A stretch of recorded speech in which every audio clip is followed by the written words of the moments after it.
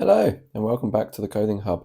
In this video, we're going to take a look at what actually happens to software engineers in their day-to-day life. What do they actually do? But before we get started, please like and subscribe because it will really help me to make more videos like this in the future.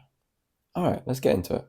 So, what are some of your misconceptions about software engineers? Do you think that they just hack all day on a terminal, like in the movies, or maybe they turn on and off computers, like in the IT crowd? Or maybe they just sit there coding all day and moaning about meetings. Well, in reality, it's a little bit of both. It's a little bit of everything. And in this video, we'll take a look at exactly what happens to developers.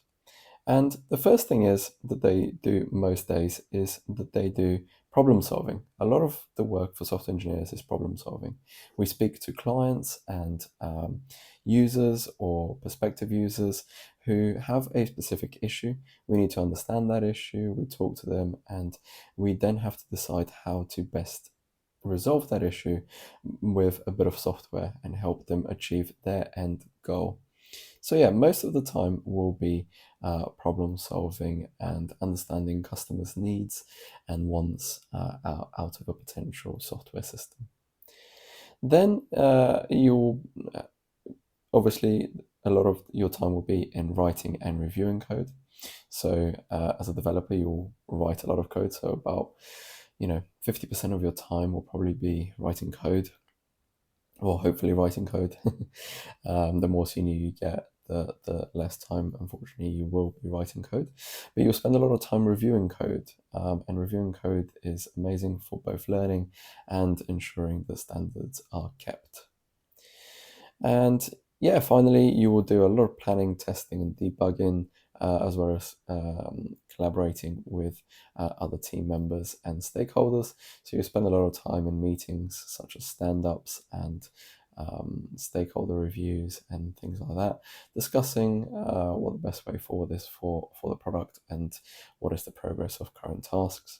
You also do some planning, some testing of your existing features and debugging if needed. So what would a typical developer be? So we have a few different types of developers. We have front-end developers. These are the developers who build the user interfaces typically. So people like web developers would usually build the front end of a website that the user will then interact with. They would usually use coding languages such as HTML, JavaScript, or CSS, or a combination of all of them, and they might specialize in some frameworks such as Angular and TypeScript. We then have backend developers. These are the people who create the actual logic of the code. So when you click a button on the front end and then goes and does something, that's when the backend developers get involved. They build things like services, databases, and APIs that allow different parts of the system to do different things.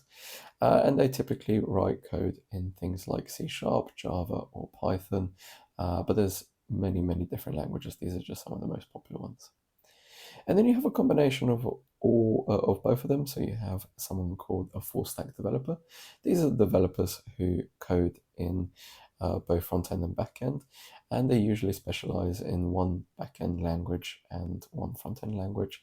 So, for example, C# with TypeScript, and that would be a full stack web developer who is making progressive web apps on the internet. These developers are usually very highly skilled and sought after. You then have mobile app developers. So these are the people who make your Android and iOS applications. Usually developers would specialize in either Android or iOS. But you also have the hybrid mobile app developers who would use a platform such as React Native, for example, which allows you to create one code base and write code for both Android and iOS. There are some limitations and benefits to that, but yeah, those are the different types of mobile developers. And then you have the DevOps engineers. So these are the people who work on deployments and infrastructure. They usually work on platforms such as AWS and Azure. They create all the different services and APIs and containers in the different cloud platforms such as AWS or Azure, and then make sure that everything is running smoothly and there's resilience in place in case anything goes down. And finally, there are the data engineers who, data and machine learning engineers who look at how to best utilize the data that the company is storing and collecting, and how they can use that data to better understand their users' needs and build the next features, as well as provide them with additional information on their habits and how they use the system. So yeah, that's the developers and the different types of developers, but it's a lot more than just coding. So as a developer, you will need skills beyond coding, things like communication. Communication is super important as a developer. You always need to have great communication with your stakeholders and with other team members. You need to have good project management and time estimation skills. You need to be able to understand business requirements and turn those into code. And you also need to be continuously learning. As a software engineer, you always need to be learning. That is one key thing, because technology changes so quickly that you always need to be learning something new and a new way of doing things. So yeah, I hope you enjoyed this video.